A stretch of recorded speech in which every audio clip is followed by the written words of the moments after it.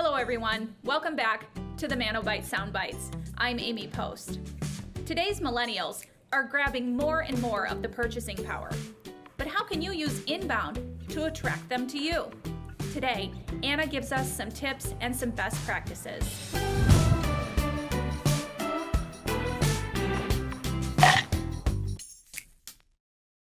Millennials. We're everywhere. We're even the largest section of the American workforce, 56 million of us as of 2017. With the oldest millennials turning 38 in 2018, more of us are entering leadership roles in the workplace and are increasingly involved in making purchasing decisions for our companies. And so the story goes. The entrance of millennials presents a challenge to the way things were done before. One pioneer of generational studies, Chuck Underwood, explains how generational differences happen by saying that different generations are defined by a common set of core values formed from birth to age 18. Those core values are shaped by historic events and the upbringing they experience as children. He defines the millennial generation as those born between 1980 and 1998, and Pew Research sets the limits as those born between 1981 and 1996. The range can stretch even a little higher depending on who you ask, but as most are born between 1996 and 1998 are just entering the workforce, this is a pretty good range. As children, millennials experienced the collapse of the Berlin Wall in 1989, the 9/11 tragedy in 2001, and if they're a bit younger, the 2008 election of Barack Obama as the first African-American president, all during our formative years. We were born when phones still had cords and the internet made horrifying dial-up sounds, and yet some of us graduated high school with smartphones in our back pockets. A lot has changed since we took our first steps, with one of the most notable things being how much of daily life has moved online. Who we are, and who any generation is less defined by the parameters of age and historical context, and more by the value sets that are the product of those parameters. IBM Institute for Business Value conducted a study in 2014 that surveyed 704 people in a multitude of workplaces across several countries that ultimately compared the business purchasing practices of the three largest generations in the workforce: Millennials, Gen X, and Baby Boomers. Today, I'm going to share with you what the study found about millennials, particularly in terms of making business purchases. The first value on the list: personal connection. Surprisingly enough, the study found that when concerning B2B purchases, millennials want to talk directly with the vendors they're considering. They want an idea of what it would be like working with a particular vendor, and they prefer vendors who are willing to collaborate with them and show an understanding of their company's needs. We know perhaps better than previous generations how difficult it is to convey tone through text, and when we're getting to know someone we might work with, it's best to remove that guesswork. When it comes to communication with a vendor, once a decision has been made, millennials do prefer to stay behind their devices. That doesn't mean that they want personal connection to go away. Younger millennials just prefer social media and other forms of instant messaging instead. At first glance, this might seem like a less of a connection, but instant messaging and texting is how we talk to people in all parts of our lives. Chat functions offer a conversational setting that email doesn't, and it helps us to get a better picture of the person on the other side of that screen. A millennial's first priority when working with a vendor, however, is the ease of doing business. We're digital natives, raised on computers and the internet, so the easy way for an older generation seems clunky and time-consuming for us. We don't want to print it out, fill it out, and fax over a form when we could have done it all online.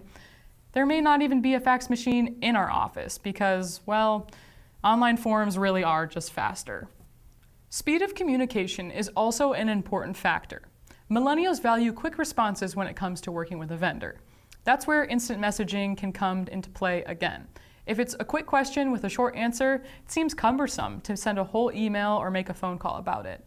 There's also a lot more steps to sending an email, especially when you're doing it mobily.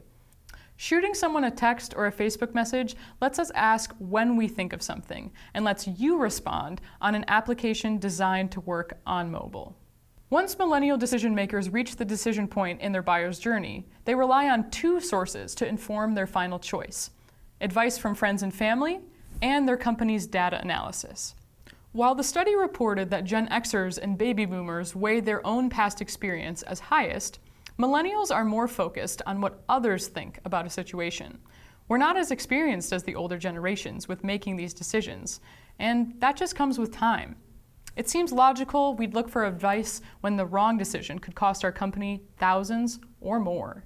The study recommends vendors take in a larger picture of their customers' social circles to discover who those outside influencers are, as well as taking a good look at your overall brand reputation through most recent news about your company.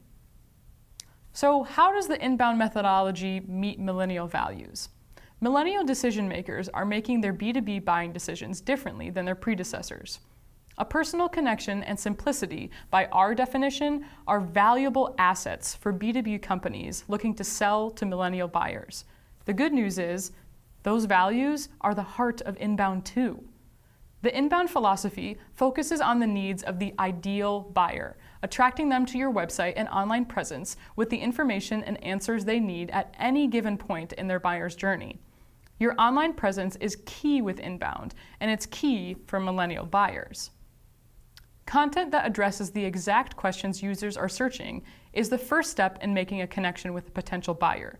This kind of content says companies understand their buyers' frustration and what they need, and millennials want to know our needs are important to a vendor. Where this content comes from starts with the buyer personas and using information about existing customers to create a profile of who buyers are and what problems they're looking to solve. At the end of this thoughtful content, include a call to action that allows a user to schedule a face-to-face meeting to learn more. When millennials start out our searches, we want instant access to someone who can answer our questions. Consider adding chat to a website to make this process even easier for buyers. Inbound websites are easy to use and navigate. A website that's functional from desktops to smartphones is good news for every generation. If a user finds a company website from a Google search on their mobile device, and it's clean and shows care went into optimizing the site for that device, it presents to the user that the company understands not everyone does their research from their desktop computer anymore. In fact, 82% of millennials in one survey said that mobile devices are important when searching for B2B products and services.